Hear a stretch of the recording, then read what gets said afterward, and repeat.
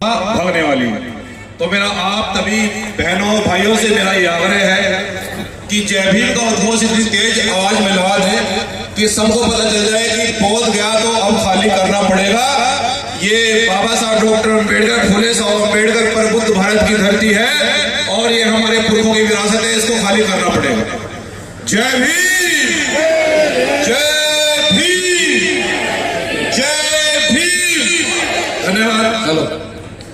विश्व वंदनीय तथागत गौतम बुद्ध जी और देश के सभी संतों, महापुरुषों, गुरुओं को नमन करते हुए और विशेषकर फूले साहब अम्बेडकर मान्यवर साहब काशीराम जी को भी नमन करते हुए और हमारे भिक्षु संघ को वंदामी और इस देश के अंदर महाबोधि महाविहार का आंदोलन देश के कोने कोने में चला रहे एक बहुत ही पूजनीय क्रांतिकारी योद्धा हमारे भंते विनयचार्य जी को भी वंदामी और सामने बैठी मेरी माताओं, बहनों, बुजुर्गों, नौजवान साथियों, हम सभी लोग जानते हैं कि महाबोधि महाविहार के लिए देश में एक बड़े पैमाने पर आंदोलन चल रहा है और ये आंदोलन आज से नहीं लगभग 135 साल से चल रहा है।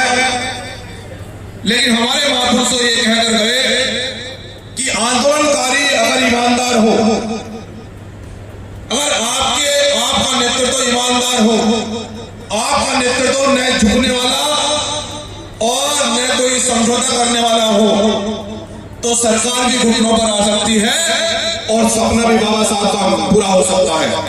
तो इसलिए इस आंदोलन को, यह आंदोलन इसलिए मजबूती से देश के अंदर बढ़ रहा है कि हमें पूरा विश्वास है कि हमारे भंते विनयचार्य जी इस आंदोलन को बड़ी ईमानदारी और बड़ी मेहनत और परिश्रम से आगे बढ़ा रहे हैं और इसका जीता जागता प्रमाण बिहार सरकार को उन्होंने ये कहकर दिया कि पुरखों की विरासत के लिए और बहुजन सम्मान और स्वाभिमान के लिए कोई समझौता नहीं होगा। अगर जेल जाना पड़ा तो जेल जाएंगे, लेकिन आपके सम्मान के लिए कोई समझौता नहीं किया।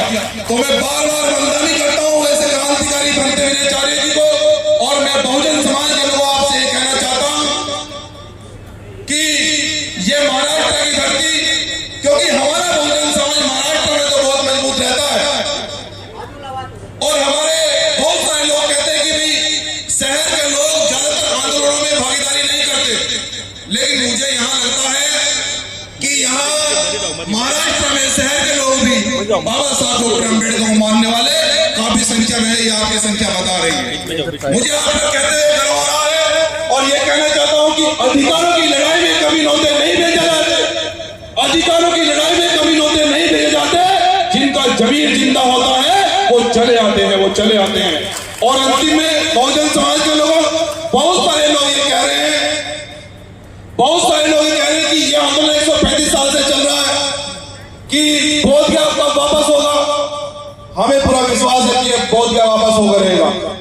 और मैं बहुजन समाज के लोगों बस ये कहना चाहता हूं कि टूटे जरूर हैं, बिखरे नहीं है, कि टूटे जरूर हैं, बिखरे नहीं है। फूले साहब अम्बेडकर घर छोड़कर कभी गद्दारों के घर नहीं गए हैं। कौन कहता है कि बाबा साहब डॉक्टर अम्बेडकर और ये विरासत वापस नहीं मिलेगी?